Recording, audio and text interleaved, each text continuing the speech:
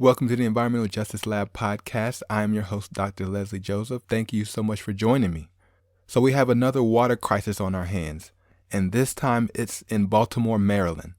So right around the new year, NBC News did an investigative report on the water system in Baltimore and highlighted the depths of the issues in Baltimore. And so on this episode, I want to take a look at the water system in Baltimore, Maryland, and I want to ask a few questions.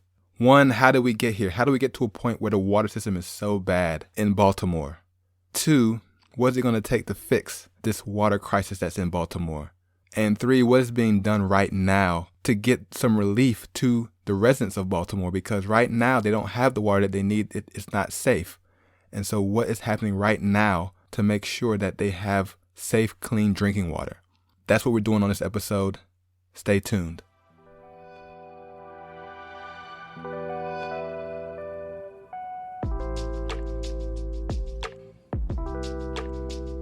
Welcome to the Environmental Justice Lab podcast. I am Dr. Joseph. Thank you for listening.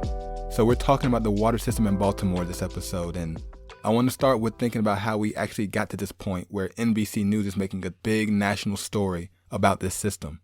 And so you may have seen this in the news last year, but around September, there was an E. coli outbreak in the system, which caused a week-long boil water advisory across the city. If you're unaware, when there's an E. coli hit or a bacterial sample that comes back in your water system, you're immediately required to issue a notice to the residents that you have to boil your water before you drink it because it's not safe. And so that's what the city did. This is not uncommon. Lots of cities around the country have issues maintaining the quality of their water and ensuring that it's safe and continually available for the residents to drink. That's not the issue here. The issue, like we've always said on this podcast, is not so much if there's a problem, but how does the problem get addressed and how quickly do the resources come to address the needs?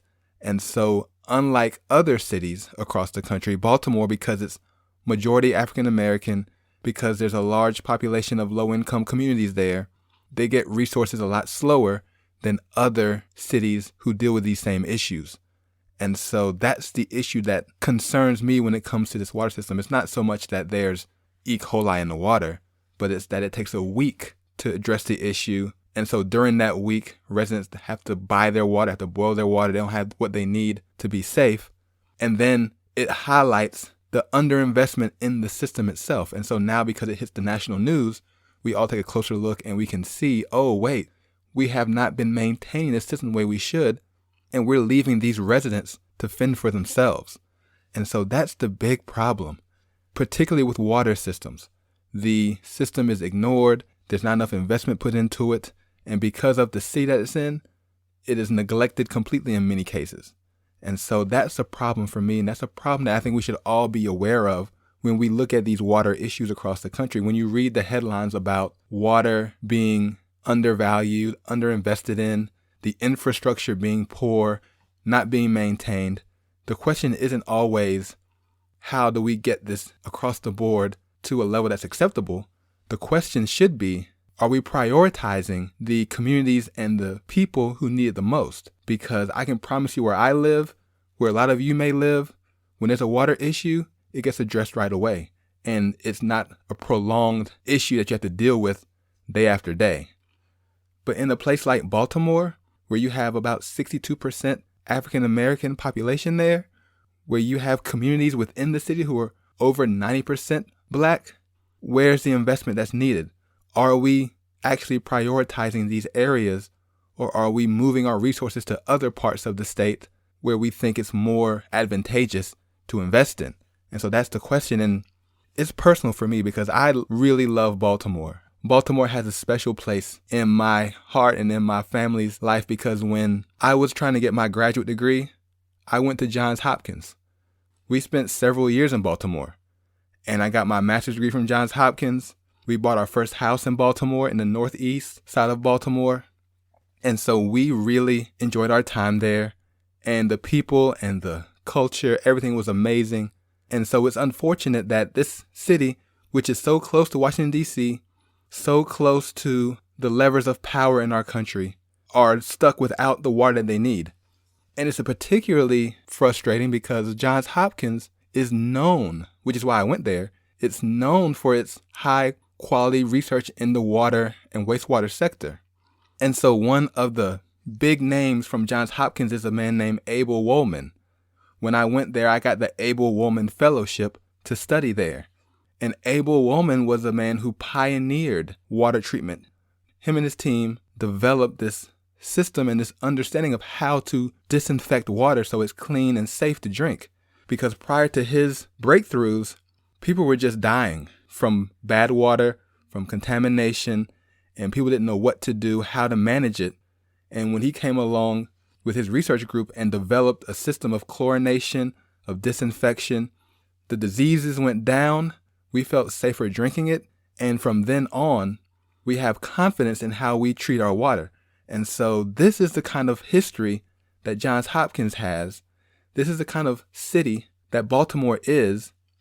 And I imagine if Abel Woolman was alive and if he was able to see what was going on, he'd be very frustrated to know that all of his advances and all of his hard work can't even be applied in his own city because of the lack of investment and in the lack of resources given to the community. That's frustrating. And when I was in school there, it was maybe 2011, 2012. We would go, my advisor and I would go to different schools in the city, and we would do what we called Science Fridays. We would do experiments. We meet some of the children there in the elementary schools, the middle schools, and high schools, and we would have a good time sharing with them some principles of water treatment, wastewater treatment, of science in general. And I noticed when I was there, this is back in 2012, there were plastic bags and trash bags all over the water fountains throughout the schools. And when I asked about it, it was very clear that the water was unsafe. The school district didn't trust the water coming out, and so they provided the big jugs of water for students to drink, or they had to bring their own water to school in order to have what they needed. That was over a decade ago, and we're still here with the same problems, and it doesn't appear to be anything changing. And so that's what's really frustrating. A city like Baltimore that's so large, that has such proximity to Washington, D.C., to resources that are available from the EPA, there's no reason for this system to be in such bad shape. There really isn't. It's a really big problem. And if you're listening to this and you're trying to imagine what it's like to not have safe water in your home, well, you may have experienced some shutoffs every now and then, some disruptions for repairs and things of that nature. And so a couple of hours here, a couple of hours there, you can kind of do without it. But imagine going for days and days and days without water. It's an undue burden on these communities. And so we can tell from the news reports that the residents in Baltimore don't trust their water system. They haven't trusted it for a long time. And so they purchase bottled water. Even when the city says it's safe, we're still purchasing because we don't trust the quality because the history is not on their side. And I don't blame them. I mean, if I lived in a city where so often, so frequently, the water is not drinkable, it's not safe, there's so many disruptions, so many notices, I would be thinking about buying some water too. And then imagine if you turn the water faucet on and there's a smell coming from the water. There's discolored. It looks like tea, but it's not tea. It's discolored brown water. Who would want to drink that? That's what's happening throughout the city. And that's what's been happening for a long time. And it's unfortunate because our cities and our states and ultimately the government, the federal government, is responsible for providing clean water to its residents. It's a right. It's not a privilege. You shouldn't have to go and purchase bottled water, buy it like you're buying juice or soda. This is a right we should all have access to, and it should be safe, and it should be clean, and it should be available when we need it. And so we need to think about that.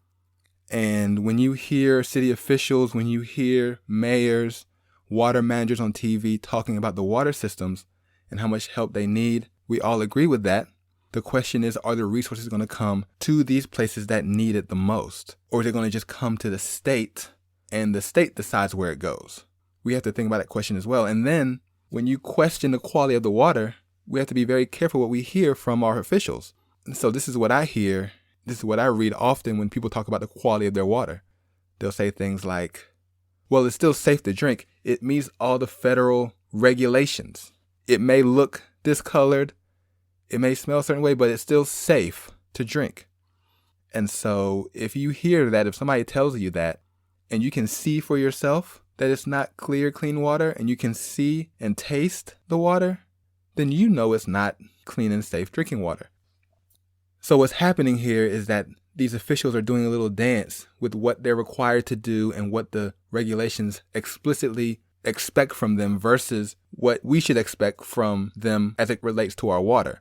For instance, there are standards that deal with taste, that deal with odor, and those kinds of contaminants that you might find in dirty drinking water. However, these are secondary standards and not primary standards. And so, by law, you have to meet the primary standards of clean drinking water, which are outlined by the EPA. But the secondary standards are not by law required. And so when they don't meet those secondary standards, you can still say legally that you're meeting all the requirements. But we know it's not safe. And anybody in the water industry knows that there is a model that we have, that there are two things that your water should always be. It should be potable and palatable. Let me say that again. Potable and palatable. Potable means that you won't get sick when you drink it. It means that when you consume it, you don't have any health risks or any concerns about your physical well-being when you drink this water. It's potable.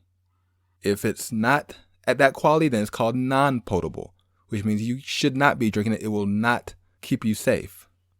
The second one is palatable. Palatable means you're actually able to drink it because the taste is not there, there's no odor, and you're actually physically able to consume it. It's true, you won't get sick if you have discolored water, but you won't be able to drink it. It'll make you feel bad because you can't drink this discolored water. It's not palatable. And so we should be expecting that from our water and our water systems, that the water is potable and palatable. And in Baltimore, that is not the case. There are reports of brown water coming out of faucets. There are reports of smells and odors coming from the faucets.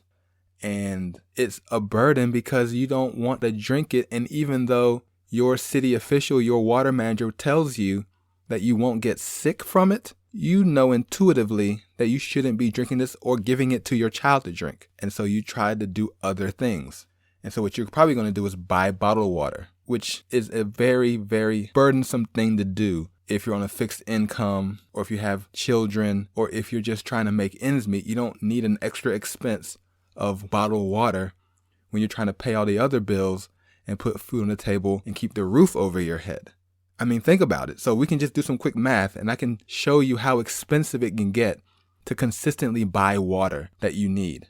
So think about this. According to research in the American Water Works Association and other water groups, the average person consumes or uses between 60 on the very, very low end to 300 on the high end gallons of water per day. That's per day, 60 to 300 gallons per day. Think about how you use water and you'll see how the numbers work. You're cooking, you're washing dishes, you're taking showers, you're using the bathroom, you're brushing your teeth, you're washing clothes, you're doing all of these things that use up water. Now, just imagine if you had to buy all that water. So let's just take the low number, 60. 60 per day. There's 4 in the family. If you have a mother, a father, and 2 children, that's 4 people. 4 times 60 is 240 gallons per day. If you go to the store right now and try to buy water, if you buy the gallon jugs that they sell, it's usually about $1, $1.15. If you buy cases of water, a 40 pack or 28 pack, it's about $4 or $5 for that case, which works out to about 75, 80 cents a gallon. And so let's just say, to make it simple, you're spending $1 a gallon buying water. So 240 gallons a day, $1 per gallon is $240 a day. Times 7 days is $1,608 per week. And that's on top of the water bills you're paying to the city for water that you don't want to drink. So think about $100, $150 a month plus this additional bottled water cost. you're spending lots of money on water, thousands of dollars. Now, I'll just let you know that families aren't doing that. That's not happening. What's actually happening is they're probably buying just a few cases a week and trying to manage with everything else, hoping that they don't get sick when they shower, hoping that they can actually boil the water to cook and feel safe doing it, hoping that the water won't stain their clothes when they wash their clothes in the washing machine. Or maybe they wash it in the sink, but you can't afford to buy enough water to wash your clothes every week. Nobody can spend that much money on water, and you shouldn't have to, because we live in a place where water should be a right and not a privilege. We all need it and we should all have it. And so that's some of the burden that's placed on these communities when these water systems fail to deliver the water it's supposed to deliver. And we don't think about those costs, those not just the financial burden, but just the security and the safety to know that when you wake up in the morning to brush your teeth, that you can trust the water is going to be safe to use. Or when you give your baby a bath, they won't get sick or break out with skin rashes from the water. That shouldn't be a concern. It weighs on you mentally as well as financially.